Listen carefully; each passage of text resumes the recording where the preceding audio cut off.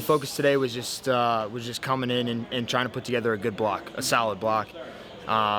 You know, I just wanted to stay focused and stay in every shot at every point in time, and just try to do my thing. You know, I talked about the stuff yesterday, the things that I talked about with Bakes.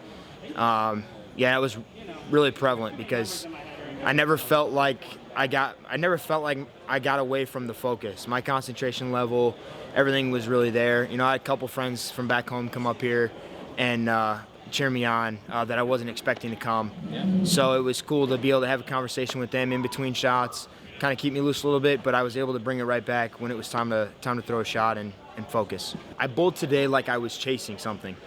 So I think if I stay on that and I keep doing that and keep bowling like I'm trying to catch something and trying to get myself a good chance and be in a good position, I think I'll do just fine. Everything was really good today. Picture was clear, but just make sure I really stay on top of my physical cues and staying present and focused in every shot tonight. All right, so definitely got here a little bit late, so I wasn't able to do my intro for the first round, so I hope you guys liked that first little bit, but here we go. This is the last 7 of 28 games coming in, so they're going to go from 61 to 5, and round games 3 and 4 during the first block, you could feel the level of intensity really start to increase. There was guys that were taking more time. They were a lot more animated when they were getting bad hits. So I have a feeling that there's going to be a few interesting events that are going to go on these next 7. I don't know what they're going to be, but I'm going to have the camera in my hand, and we're going to see if we can catch them because there's a lot of guys that are right within the number, probably 10 that are within 100 pins. So a lot of guys vying for these 5 spots to get down to Texas next week. So let's see what they got. I'm excited. Let's go.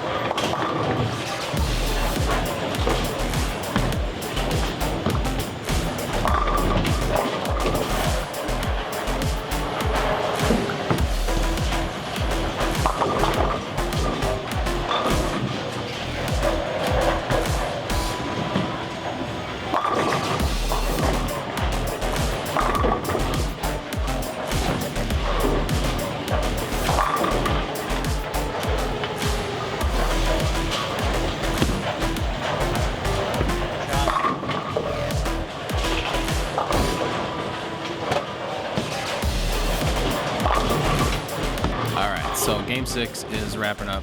We've got Ronnie Russell, Matt Russo, and Mitch Hupe pretty much on the line for the cut.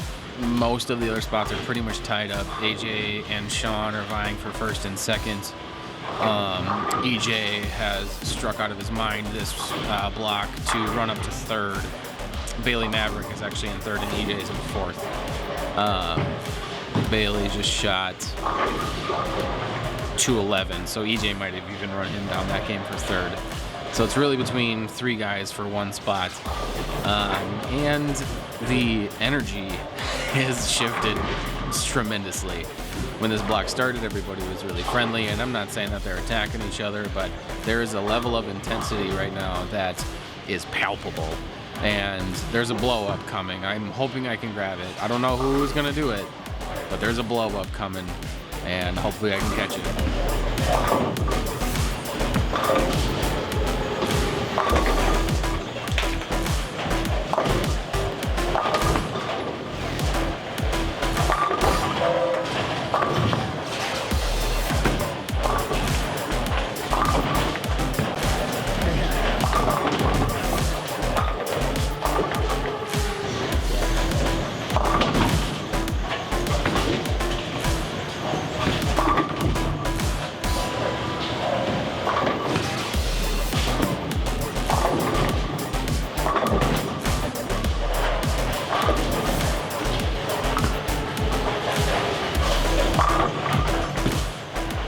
I suck at math, but that shouldn't surprise anyone. So it's basically down to Mitch Hupe and Matt Russo.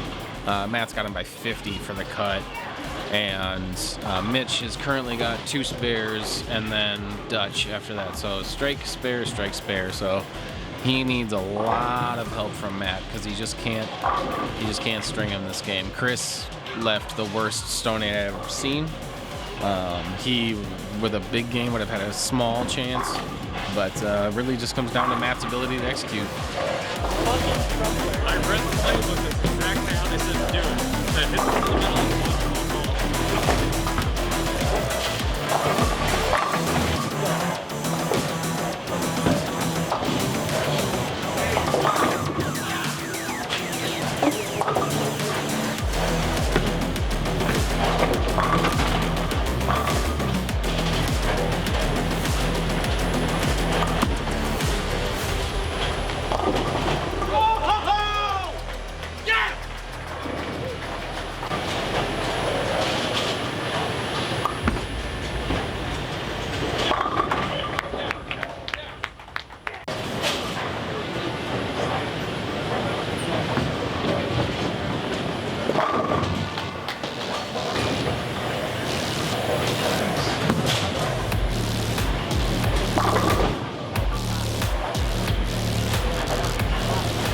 I don't even know what to say. Just emotional.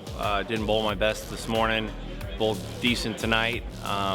You know, kept talking to my ball reps. Like I said yesterday, Matt Gasson, Timmy Mack, Sean Ryan. The communication throughout the day, throughout yesterday, just even though they're not here, but bowling with Matt and Timmy bowling just down the way. Information, keeping my head slow and just staying in the present.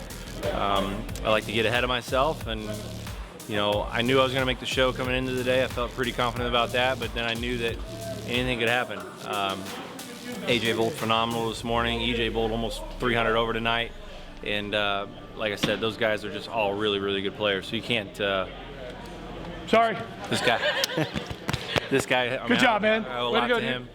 Talked to him through a couple of the games tonight with Matt, like I said, and just you know, relief. You know, I put up some goals on a couple weeks ago. Was, you know, make a show, make a major show, win a major, win a title, whatever the case is, and I put myself in a great position. You know, it's the first event of the year. Last year wasn't good. This year's good. Thankfully, I've got a friend in EJ. He's going to take some balls down to Texas for me. I'll bring some extras with me.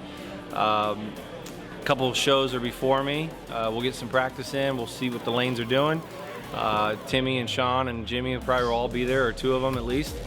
And we'll just kind of see what the lane does. You know, I'm the final match. I could bowl a lefty, I could bowl a righty. I had a great reaction on Chameleon and a decent reaction on Dragon, but completely new surface, new machine. Anything can happen. That's what is so crazy about this sport. This game's a lot about give and take, right? I stoned 9 in the 7th. I rolled a 2-pin in the 10th. I can guarantee you that everybody made the show had a roll 2 or a trip 4 or a Brooklyn or whatever the case is. And you just take advantage of opportunities that are given you. It's something that Barnes told me a long time ago, and all my ball rips through the years is if it's meant to be, it's meant to be, and you never close yourself out. If there's a pencil on a chair, you just keep playing. Yeah, man. Great bowling. Thanks. Appreciate it. Yeah, they were a little tricky. Just caught a couple of pairs, and I gave some pins away in a couple of shots that I thought were good and split late in the game.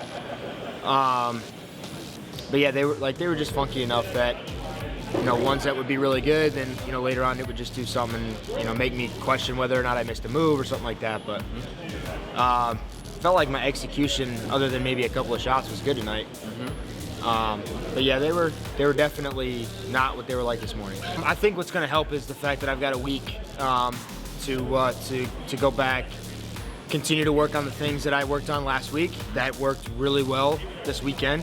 Given how the way everything transpired the last game, I definitely the week off is going to help. I was told I had a chance going into the last 2 frames, and I packed all 4 shots. So I showed up when it mattered. I was told a little luck was on the side before. I'm gonna remember it by next weekend, and things are gonna be a little different. So I was present at all times. There were a lot of games where I had to throw the last 5 to save 220, and I did. So I think being present and staying there was really good all weekend, and I was able to stay in it when I needed to. It's just unfortunate how the way things folded, or the way they ended up at the end. I grew up playing sports, and I played football from the time I was 5 till I was a senior in high school. Played basketball, played baseball. So it's the athleticism and the athlete in me that comes out, and it's never going to stop. That's who I am. I'm an athlete, and people need to understand that bowlers are athletes, and that there are ones like me that do things different, and that's okay. It seemed to work out pretty well this weekend. I've got a chance to go after it next weekend, and I think I like the direction I'm going. I learned a lot this morning in the first block. I kind of came into the same game plan to start. Used the ball, played a little bit straighter up the lane, just utilizing the hole that was built into the pattern, being 45 feet. Obviously the volume is a little bit lower, so the pattern breaks down a little bit quicker. So I was able to do it for 2 games, and then be able to jump in left. But what I learned this morning, I was able to apply immediately when I had to move left, and that really helped me see the lane the right way.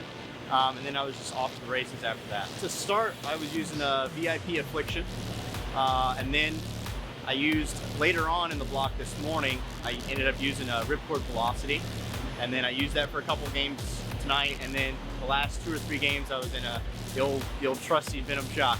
We haven't bowled this many games in a while, so body's a little bit beat up right now. I'm sure I'll feel it tomorrow. Adrenaline's going right now, but just rest a little bit, get early into Texas, play a little bit of golf, practice, and get ready for the show. Awesome. Great bowling, EJ. Thanks, man. Appreciate it. Yeah, it just woke up this morning, and I just had a good feeling. The lanes I knew they were going to be pretty easy for the right. Last year I was in the same spot. I was actually a little different. I was on the show last year going into the final block, and just didn't bowl very good. So this year I saw I was 150 out. I was just trying to get to like the top 10. And then this morning I just saw something that I didn't think anybody else saw, and just started bowling. Yeah, stayed out a little bit further to the left than I planned. Threw a purple hammer this morning, and before I knew it I had 280 over, which I think led the block, and it ultimately got me into close to the show, if not on the show, going to lunch. And then tonight they were hard. They were a little bit different. The low end was hard for me this weekend, and I knew I was going to start there, so I was just very grateful to get 190, then bowled 2-0, and I said, you know what, I got to make the show. That's what I came here for. I bowled too good this morning to not make the show, and just made a ball change, went to a different purple, and the rest of it came out on top. So really, really happy with how I bowled tonight, this morning. Just didn't give myself up, so it's been really great. After winning Rookie of the Year and being out here, it's like, okay, what's he gonna do next? Is he gonna hold up to that standard? And not that I have anything to prove to anybody, I just have, goals that I set for myself this year. So it was more of, hey, I was in the same spot last year, let's just not give it back. So the first couple of games, I just tried to stay patient and stay calm and, stick to what I know how to do. But once I started getting the ball rolling, it's just about having fun. Really what I'm out here to do is have fun, learn, get some checks and make some shows. It's just really all been a good time. New mindset at the end of last year and this year, was just, if it's meant to happen, it's supposed to happen. I'm a firm believer in that, and that's what happened tonight. So it's going to be an incredible drive home. Thanks to DV8 and my sponsors and everything. They've been fantastic. So I'm excited to be on the show. First national event. Yeah. And now it's your first show, man. What's going through your mind? Nothing. I really, I don't know. I'm still kind of processing that really tough block, and I think it's just crazy that I'm here anyway. So to be on the show, that's just the gift to be there, to even make it. Yeah, what are you looking forward to, honestly? I don't know. I guess bowling, throwing more round objects down the lane. What was tough? I mean, you kind of outstruck everybody the first three blocks. What made this last block the toughest? I think adrenaline was the biggest issue. I couldn't get my ball speed down, but I just signed so a limited arsenal kind of in the tighter lanes, and I felt like I ran out of shapes. Like I needed a different ball or like a fresher surface ball, the same ball I was throwing. It just something very minute. Sure. And game plan going into it. You got anything yet besides into the TV show? Yeah, new. No, none. Awesome. Honestly, man, it was super fun to watch. I mean, it's hard to say that the guy that's bowling his first national event is just a shoe-in, but after those first couple of rounds, this kid can outstrike everybody. So, congratulations is really all I can say. If you have any advice for yourself going into next week, what do you got? Don't go in there with expectations. I came here with no expectations. I'm not going there with expectations. Perfect. That's perfect. Great freaking bowling, man. Thank you. Congratulations. Thank you. All right. So, made it home, thankfully. It's so fun to be observant and be able to experience when the energy in a room, in a setting like that changes. If you've been to, I've been to a lot of baseball games. And, regular season games, it's more based around fun. And that the first day really felt a lot like a regular season baseball game where we're going through the process and we know that there's more to come after this, but we can focus on enjoying ourselves a little bit more as athletes and really not worry too much about the moment. And then day 2 comes, and the first block, it was still relatively chill. You could feel the energy start to pick up a little bit. And then once the second block of 7 to get to the top 5 came around, it was thick. The air was thick with energy and excitement and anger and so many different things, depending on where you were in the house. And everybody was putting off their own aura, and some guys it worked for them and some guys it didn't. That second block was impressively difficult. Not so much from the fact of them getting to the pocket. However, getting 10 pins to fall over was very, very difficult. So I got to give a guy like Matt Russo a ton of credit, because he walked into day 2 with no expectations and was able to strike his way all the way to the show. And then, in fact, up to the 4 seed, which is pretty darn impressive. EJ put together a block that was almost plus 300 for 7. And again, on conditions that were extremely difficult. And what he was, this is actually kind of an interesting insight, is, I was kind of just eavesdropping a little bit on his conversations with his ball reps. Brett Spangler was there from Motive. And not only were they discussing, different balls that were in his arsenal that he'd been using, but also what they were trying to do with the type of ball, the core, the layout, as well as what he was doing with his hand, and how all of those things were basically allowing him to trap his angles and kind of just throw it at the 3-pin, and then the pattern was long enough that he could basically just trap it in there, and then as long as he was doing the right thing with his hand, he was just basically switching between bowling balls on what the mid lane was doing, and then making sure it was the right one that would carry. At no point during 7 games was he thinking, how do I strike? It was, which one's going to strike the most? And that type of energy is electric, and especially out of a guy he's pretty low key. And those last few shots, when he really just slams it home, you could feel the level of excitement and enthusiasm coming from him, where he didn't think he always knows that he stands a shot. You're not on tour for 10 years and win as many titles as he has without thinking that you always have a shot when you're close. But striking was hard for him for the first 3 blocks, and then he absolutely turned it on. And it was the interesting use of knowledge and experience and just sheer ability to do what he can do with his hand that got him there. As someone who's loved bowling for as long as I have, to be able to have this experience is pretty darn cool. Just mingling about with guys that, in your mind, they are people that are on TV or people that are on Flow Bowling, and they're kind of ethereal. They never really exist, but you know that they're there. And then you're standing right next to them. Sean Rash is on a hot run in the in his last block, where he's looking to overtake AJ, which he ends up doing, and he asks me where I'm from. Like, that's crazy to me. Like, it's just the experience of being able to become a part of the community within the PBA was one that I hope I never forget, and I want to do more of. So if you are a fan of this type of stuff, at the very least, I know I'm going to be going down for the World Series of Bowling, since that is also in Milwaukee, but hoping to get over into Michigan and Indiana, and I don't think there's anything in Illinois, but basically just everything in the Midwest, as much as I can. There are limitations to that, but if you are interested in this type of stuff, be sure to hit that subscribe button. We made a big jump yesterday, which is really cool, so thank you all for that. And anything that you can do to help support the channel like that, drop a like on the video, is all just a means to help me do more stuff like this. One last thing, just want to throw a big shout out to everybody over at the PBA, both at Bolero with Jill for helping me get this all set up, to Mike and Bobby for being so accommodating here in Milwaukee, and to all the players that welcomed me with open arms. You guys are great. And I'm super grateful for the experience and the opportunity, and I'm looking forward to doing it again. So we'll keep the rest of this nice and simple, guys. That'll wrap it up for this one. And don't forget, your best life is a 10-pin life. See ya.